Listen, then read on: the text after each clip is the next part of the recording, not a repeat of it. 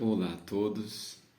Hoje nós vamos lembrar aqui um pouquinho do que está escrito no final do livro de Romanos e concluir, no livro de Romanos essa observação sobre o que há ali de masculinidade bíblica, de sexualidade bíblica. E aí a gente parou no capítulo 10, na última semana, e a gente começa no capítulo 11 essa semana, que é o capítulo que tem um texto magnífico que diz assim: ó profundidade da riqueza, da sabedoria e do conhecimento de Deus! Quão insondáveis são os seus juízos e inescrutáveis os seus caminhos! Quem conheceu a mente do Senhor? Ou quem foi o seu conselheiro? Quem primeiro deu a ele, para que ele o recompense? Pois dele, por ele e para ele são todas as coisas. A ele seja a glória para sempre. Amém. Então, quero começar com esse texto, com esse trecho do capítulo 11, porque ele serve para todas as situações, em todas as áreas da nossa vida, em tudo que fazemos, tudo que somos, por ele, para ele.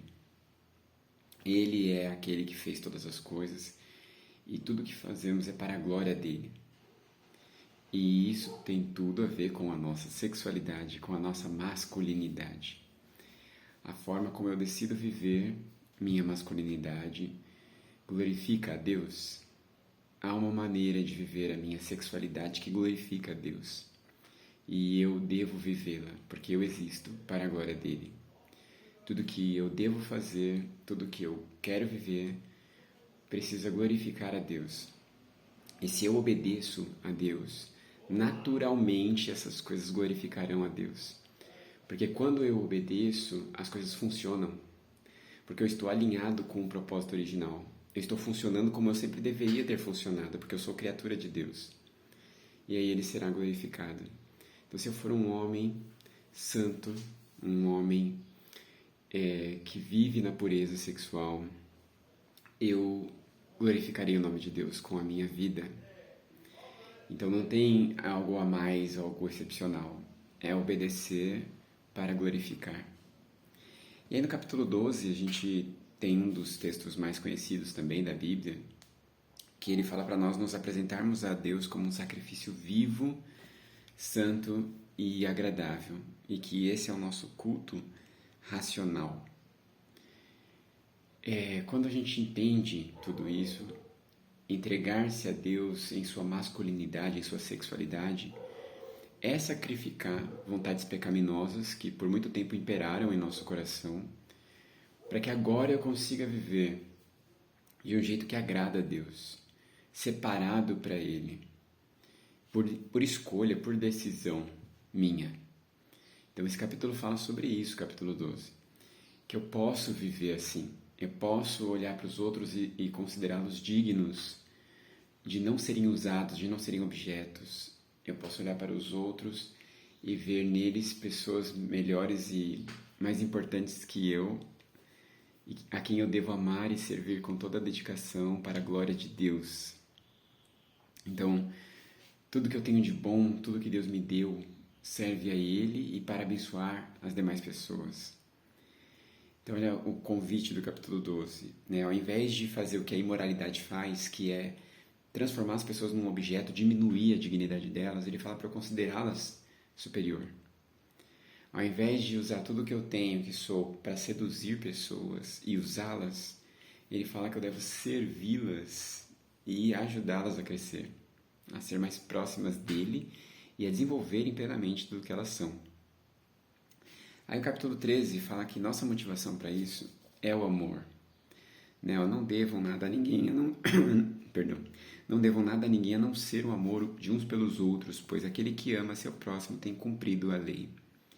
Então ele vai nos mostrar que nós vamos viver nessa santidade, numa masculinidade responsável por amor, porque nós não queremos ser escravos dos desejos egoístas que nos destroem, nos diminuem e ainda destroem os outros e diminuem os outros.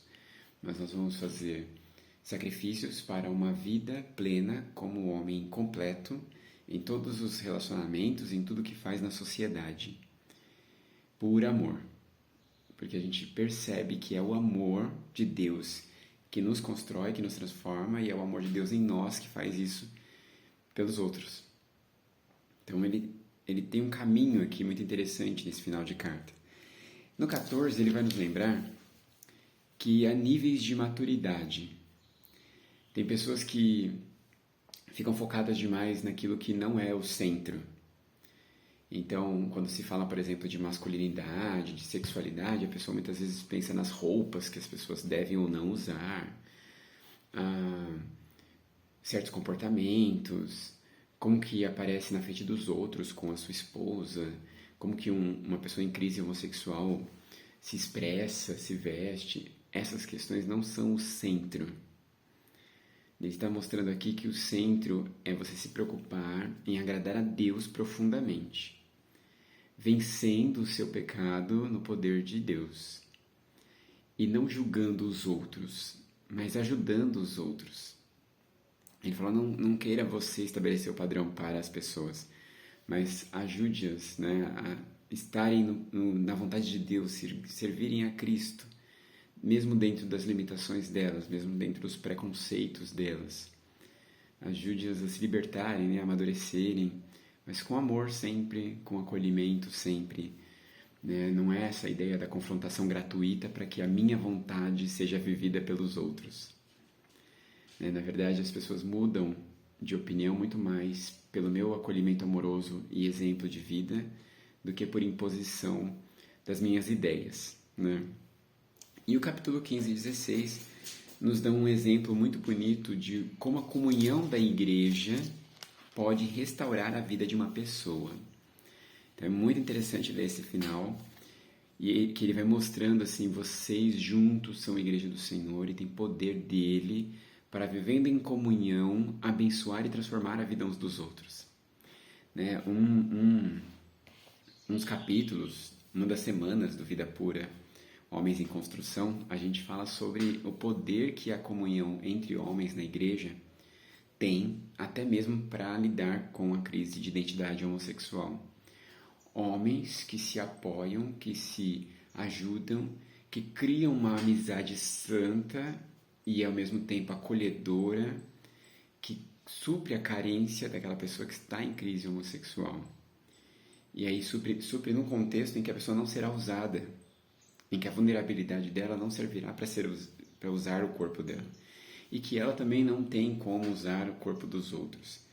Ela ali, naquele contexto da igreja, com homens maduros, ela desenvolve a sua masculinidade, acolhido pelos demais, de um jeito a valorizar uns aos outros, a considerar uns aos outros filhos de Deus que merecem respeito e cuidado. Então a carta aos Romanos termina assim, nos mostrando então um caminho de amor sacrificial que eu faço para Deus, para a glória dele e para abençoar os meus irmãos, para que juntos nos abençoemos uns aos outros, de tal forma que nos tornemos homens maduros, homens de masculinidade plena, homens que vivem uma sexualidade santa, que respeita, que glorifica a Deus. Esse é o nosso desafio. E que Deus abençoe a cada um de nós nele.